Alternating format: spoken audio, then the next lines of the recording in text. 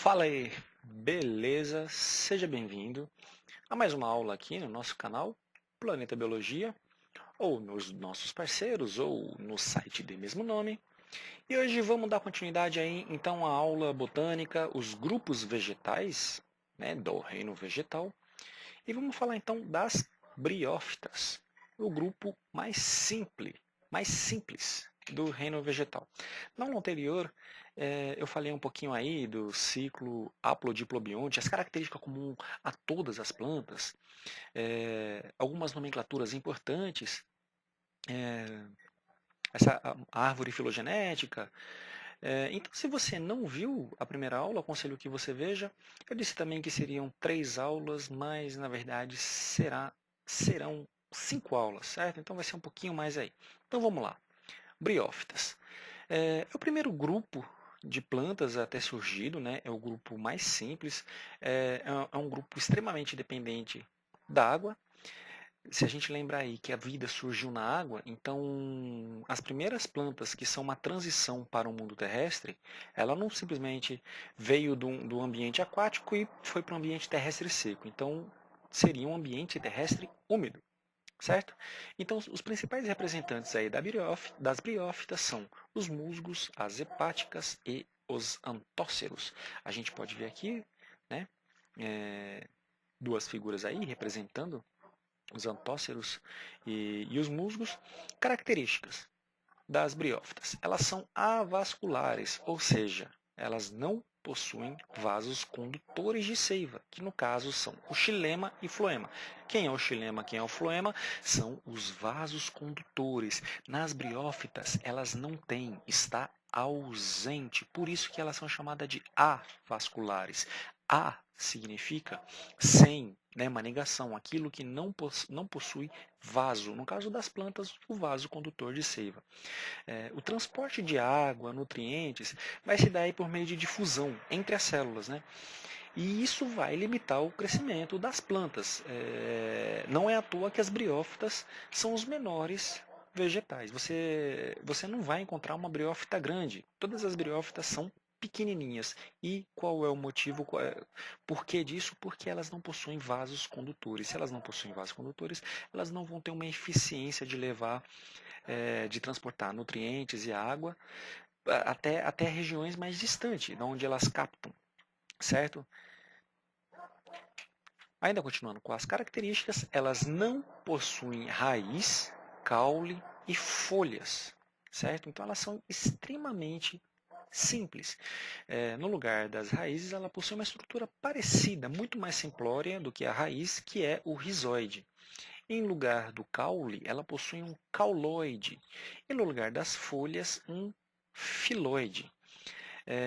Ou seja, algo que tenha a forma de uma raiz, algo que tenha a forma de um caule e algo que tenha a forma de uma folha, certo? O rizoide aí vai ter uma função análoga à da raiz, apesar de não ser uma raiz, eles guardam certas semelhanças, tanto na forma quanto na função.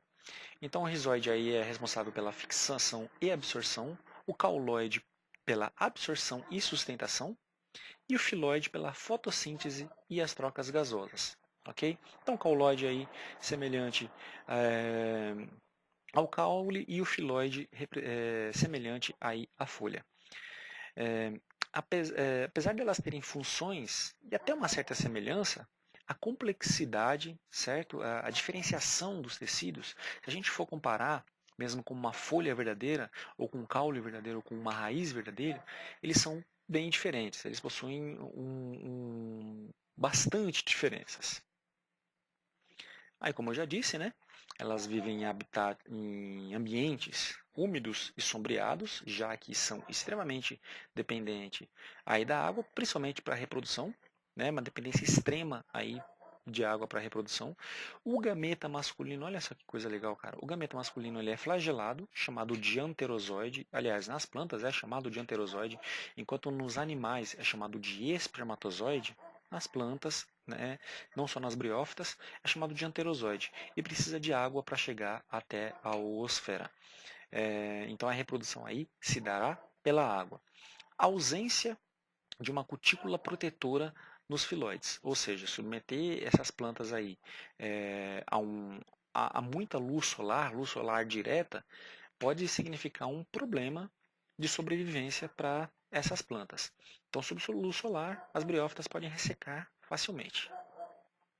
Aí a gente vê o ciclo reprodutivo, né, a reprodução sexuada.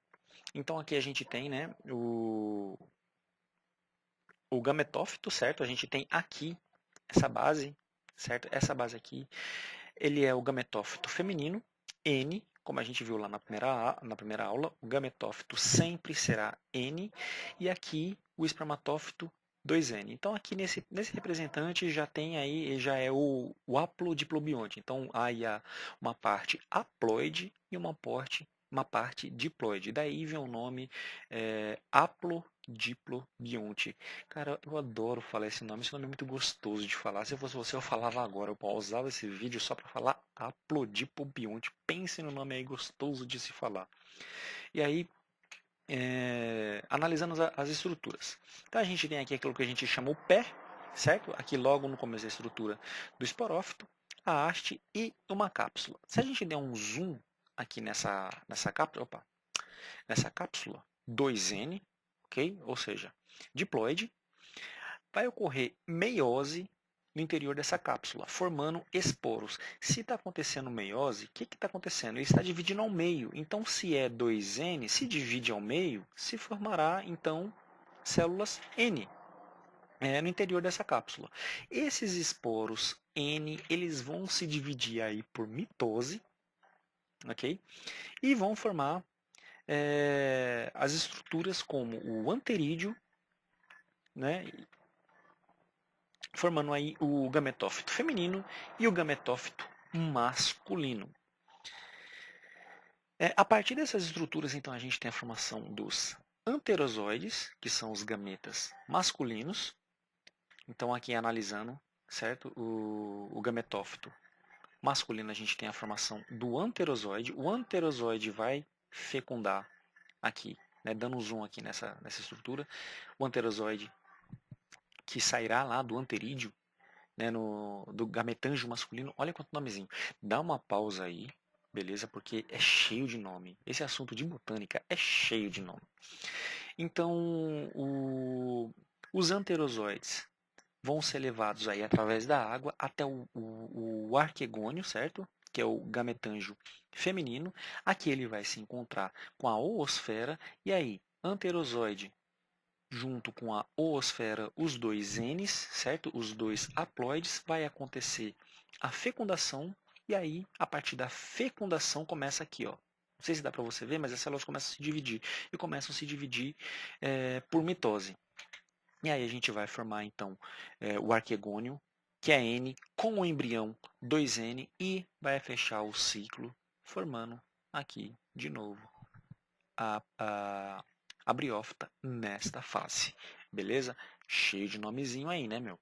Vai lá, dá uma pausa, olha de novo, volta, porque eu admito, é complicado. Né? O ciclo reprodutivo das plantas é muito nome. Bom, algumas observações. O esporófito, certo, das briófitas, ele é clorofilado e dependente do gametófito. Ok? Como a gente pode ver aqui, ó. Então, o esporófito, essa parte aqui, ela é dependente. Então, ela necessita do gametófito para sobreviver. Se essa parte aqui morre, né, ó, aqui a gente tem o rizoide. Então, os nutrientes são levados por difusão através do gametófito. Então, ele é dependente do gametófito. Esporófito, dependente do esporófito, dependente do gametófito. Após a liberação dos esporos, o esporófito vai se degenerar. O esporófito sempre está presente sobre o gametófito feminino, como a gente pode observar aqui, certo? O esporófito sempre está presente sobre o gametófito feminino. Então aqui é uma comparação. O gametófito ele é haploide e o esporófito é diploide. No gametófito aí a gente tem uma fase sexuada, onde vai ocorrer, certo? A fecundação, e no esporófito a fase assexuada, O gametófito ele é clorofilado. Se ele é clorofilado, ele é capaz de realizar a fotossíntese, enquanto o esporófito é aclorofilado. Observando aqui de novo, né? Aqui, ó, os filóides, certo? Então, aqui essa região é capaz de realizar fotossíntese, enquanto a região do esporófito não. O gametófito é a fase duradoura, então essa fase aqui vai durar, e essa fase, o esporófito, não. Ok? Bom, importância das briófitas. Então aqui a gente pode ver, né, musgos, principalmente musgos, né? Aqui nessas. Aqui ó, a gente pode ver a fase gametofítica, a fase esporofítica aqui, beleza? A importância das briófitas. Elas são organismos pioneiros na sucessão ecológica. Eu já dei essa aula aí lá em ecologia, certo? Foram 3 aulas e aí a gente fala também da sucessão ecológica das comunidades pioneiras, até a fase do clímax. Então, dá uma olhada aí, procura aí nosso canal que a gente já falou sobre isso daí. A gente não, né? Eu. As briófitas também elas são bioindicadores da qualidade do ar e do solo. Por que elas são bioindicadores? Porque elas são muito sensíveis. Se elas estão no ambiente e de repente desaparecem, isso pode significar um contaminante ou uma alteração de clima em um ecossistema. Elas também criam microhabitats para várias outras espécies de micro-organismos. Então elas criam condições para que outras espécies possam viver ali onde elas se assentaram. E são organismos produtores, né, na cadeia alimentar, certo? Se eles são fotossintéticos, eles são, né, produtores. Cenas do próximo capítulo. Na próxima aula eu vou falar sobre as pteridófitas, certo? Logo aí na sequência de briófitas, como a gente viu aqui na árvore filogenética, logo aí na sequência de briófitas virão as pteridófitas. E aí sim aqui aparecem os vasos condutores e os órgãos como raiz, caule e folha. Então, inscreva-se aí se você ainda não se inscreveu, beleza? Dá o joinha aí se você gostou dessa aula, isso daí dá uma força aí para o reconhecimento do nosso canal. E se você quiser saber imediatamente quando uma aula sai, ative as notificações. Tem um sininho, se você estiver aí no YouTube, então ativa esse sininho, ativa essas notificações que assim que cada aula fica pronta, você fica sabendo na hora. Beleza? Ó, faz o seguinte, se você tiver alguma dúvida, tiver algum elogio, alguma sugestão, é só deixar aí nos comentários. Beleza? Bom, vou ficando por aqui. Bons estudos e até a próxima aula. Valeu!